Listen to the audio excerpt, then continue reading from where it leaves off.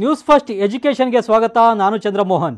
ದೇಶದಲ್ಲಿ ಉದ್ಯೋಗ ಸೃಷ್ಟಿಯಾಗದ ಕಾರಣ ದಿನೇ ದಿನೇ ನಿರುದ್ಯೋಗ ಹೆಚ್ಚಾಗ್ತಾ ಇದೆ ಅಂತ ಸಾಕಷ್ಟು ಮಂದಿ ನೋವು ತೋಡ್ಕೊಳ್ತಿದ್ದಾರೆ.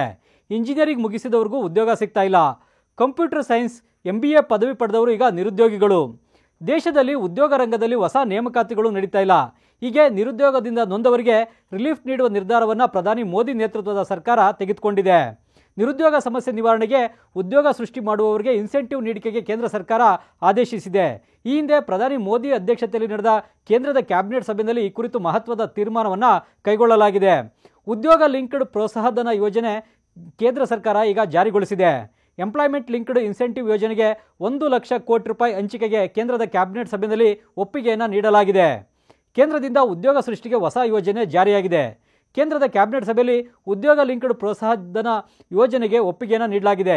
ಈ ಯೋಜನೆಯಡಿ 3.5 ಕೋಟಿ ಉದ್ಯೋಗ ಸೃಷ್ಟಿಯ ಗುರಿಯನ್ನು ಹಾಕಿಕೊಳ್ಳಲಾಗಿದೆ. ಮೊದಲ ಬಾರಿ ಉದ್ಯೋಗಕ್ಕೆ ಸೇರ್ಪಡೆಯಾದವರಿಗೆ 15,000 ರೂಪಾಯಿ 2 ಕಂತುಗಳಲ್ಲಿ ನೀಡಲಾಗುತ್ತೆ. ಇನ್ನು ಉದ್ಯೋಗದಾತರಿಗೂ ಕೂಡ ಪ್ರತಿ ಉದ್ಯೋಗ ಸೃಷ್ಟಿಗೆ ಪ್ರತಿ ತಿಂಗಳು 3,000 ರೂಪಾಯಿ ಹಣವನ್ನು ನೀಡಲಾಗುತ್ತೆ. ಹೆಚ್ಚುವರಿ ಪ್ರತಿಯೊಂದು ಉದ್ಯೋಗ ಸೃಷ್ಟಿಗೆ ಪ್ರತಿ ತಿಂಗಳು 2 ವರ್ಷದವರೆಗೆ 3,000 ರೂಪಾಯಿಯನ್ನು ನೀಡಲಾಗುತ್ತೆ. ಇನ್ನು ಮ್ಯಾನುಫ್ಯಾಕ್ಚರಿಂಗ್ ವಲಯಕ್ಕೆ 3 ಮತ್ತು 4ನೇ ವರ್ಷಕ್ಕೆ ಇನ್ಸೆಂಟಿವ್ ನೀಡಲಾಗುತ್ತೆ. ನಮ್ಮ ದೇಶದಲ್ಲಿ ಇದುವರೆಗೂ ಪ್ರೊಡಕ್ಷನ್ ಲಿಂಕ್ಡ್ ಇನ್ಸೆಂಟಿವ್ ಯೋಜನೆ ಜಾರಿಯಲ್ಲಿತ್ತು. ಈಗ ಉದ್ಯೋಗ ಲಿಂಕ್ಡ್ ಇನ್ಸೆಂಟಿವ್ ಯೋಜನೆ ಜಾರಿಗೊಳಿಸಲಾಗ್ತಾ ಇದೆ. ಕೇಂದ್ರದ ಕ್ಯಾಬಿನೆಟ್ ಸಭೆಯಲ್ಲಿ ಮತ್ತೊಂದು ಮಹತ್ವದ ತೀರ್ಮಾನವನ್ನು ಕೈಗೊಳ್ಳಲಾಗಿದೆ. Research development and innovation scheme ಜಾರಿಗೆ ಕೇಂದ್ರದ ಕ್ಯಾಬಿನೆಟ್ ಈ ಹಿಂದೆನೇ ಅಂದರೆ ಜುಲೈ 1ರಂದೇ ಒಪ್ಪಿಗೆಯನ್ನು ನೀಡಿದೆ. ಈ ಸ್ಕೀಮ್ ಜಾರಿಗೆ 1 ಲಕ್ಷ ಕೋಟಿ ರೂಪಾಯಿ ಕಾರ್ಪಸ್ ನಿಧಿಯನ್ನು ನೀಡಲಾಗ್ತಾ ಇದೆ. ಹೊಸದಾಗಿ ಬೆಳೆಯುತ್ತಿರುವ ವಲಯಗಳಲ್ಲಿ ಖಾಸಗಿ ಸಂಸ್ಥೆಗಳ ಸಂಶೋಧನೆಗೆ ಉತ್ತೇಜನ ನೀಡಲಾಗ್ತಾ ಇದೆ. ಅಭಿವೃದ್ಧಿ ನಾವೀನ್ಯತೆಯ ಚಟುವಟಿಕೆಯನ್ನು ಹೆಚ್ಚಿಸಲು ಉತ್ತೇಜನವನ್ನು ನೀಡಲಾಗುತ್ತೆ.